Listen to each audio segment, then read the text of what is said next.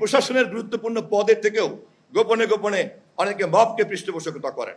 একটা দেশে গণতন্ত্র চলতে পারে না যদি সেই দেশে স্বাধীন গণমাধ্যম না থাকে। গণমাধ্যম স্বাধীনতা চর্চা করতে পারে না যদি তার জবাবদিহিতা না থাকে। আমরা সেই কারণেই স্বাধীনতার জন্যই জবাবদিহিতাকে নিশ্চিত করব এবং এই পথেই গণমাধ্যমের স্বাধীনতাকে আমরা নিশ্চিত করব এবং সেইভাবেই জাতির সমস্ত চিত্রকে উন্মোচিত করবে গণমাধ্যম। এভাবেই একটি সামগ্রিক ব্যবস্থা আমরা ধীরে ধীরে উন্নয়নের দিকে এগিয়ে চলব। ভাষা দিবসের সঙ্গে এই আলোচনার সম্পর্কটা কি?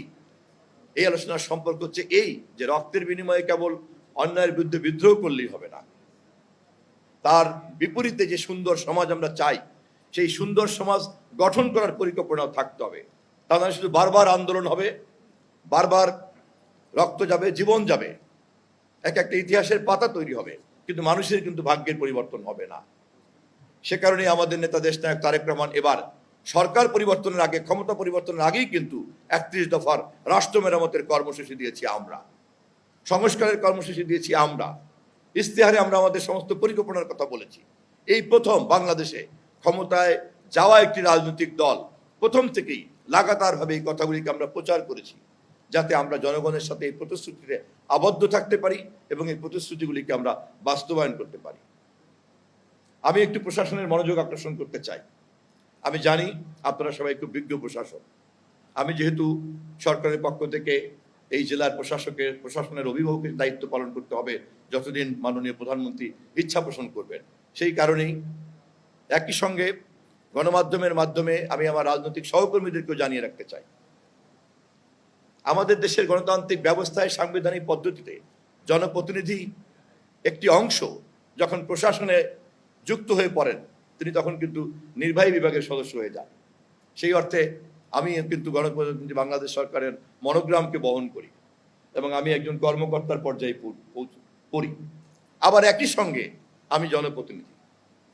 ফলে সাধারণ একজন জনপ্রতিনিধির সঙ্গে নির্বাহী বিভাগের যে পার্থক্য বা আইন বিভাগের সঙ্গে নির্বাহী বিভাগের যে পার্থক্য, নির্বাচিত সরকার এর মাঝখানে কিন্তু দায়িত্ব পালন করেন। তিনি জনগণের কথা জানেন জনপ্রতিনিধির কাছ থেকে, আবার নির্বাহী বিভাগের নেতা হিসাবে প্রধান নির্বাহী বাংলাদেশের এখন কে? তারেক রহমান। আবার তিনিই কিন্তু বাংলাদেশের সবচেয়ে বড় পার্লামেন্টারি পার্টির প্রধান নেতা, সংসদ নেতা তিনি। ফলে যিনি সংসদ নেতা তিনিই কিন্তু বাংলাদেশের প্রধান নির্বাহী।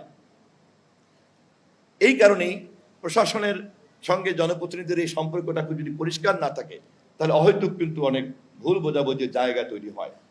আমরা অনেক সময় যারা রাজনীতি করি তারাও যেমন এটা বুঝি না, তারা মনে করি যে প্রশাসনের মন্ত্রিত্ব গ্রহণ করা অথবা সরকার গঠন করা মানেই হচ্ছে রাষ্ট্রকে আমি আমার খুশি মতো ব্যবহার করবো, আমি যা বলবো তাই শুনতে হবে। তাই হয়েছে অতীতে। এদেশের প্রত্যেকটি বাহিনীকে দলীয় বাহিনী হিসেবে ব্যবহার করা হয়েছে, প্রত্যেকটি প্রশাসনকে দলীয় বাহিনী হিসেবে ব্যবহার করা হয়েছে। আজকে এই প্রশাসন দাঁড়িয়ে আছেন, আমি আপনাদেরকে ব্যক্তিগতভাবে বলছি না, কিন্তু এই কথা তো মানুষ দেখেছে।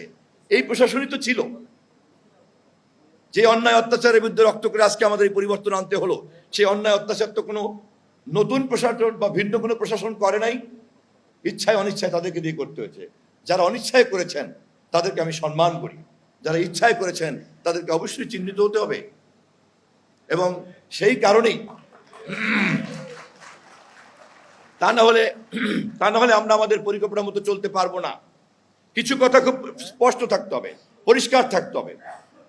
সেটি হচ্ছে প্রশাসনকে তার সক্রিয়তা বজায় রাখতে দিতে হবে। আবার একই সঙ্গে প্রশাসনকে যখনই কেউ ব্যবহার করবে বা করতে চাইবে তখন সেই কাজেও আমাদেরকে বিরত থাকতে হবে।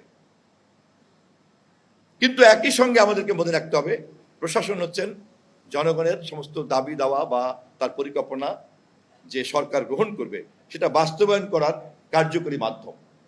সে কারণেই তাদেরকে বলা হচ্ছে নির্বাহী বিভাগ। তা আমি যেহেতু আপনাদের কলিগ হিসাবে আজকে কথা বলছি, সে কারণেই এই উপলক্ষে আমি এই কথাটা বলে রাখছি। কারণ আমরা যদি রাষ্ট্র পরিচালনার এই ব্যবস্থাগুলিকে পরিষ্কার করে নিজেদের মধ্যে সমঝোতা করে বিনিময় করে এবং পরিষ্কার একটি জায়গাতে না দাঁড়াতে পারি তাহলে কিন্তু আবারও সব মুখ থুবড়ে পড়বে।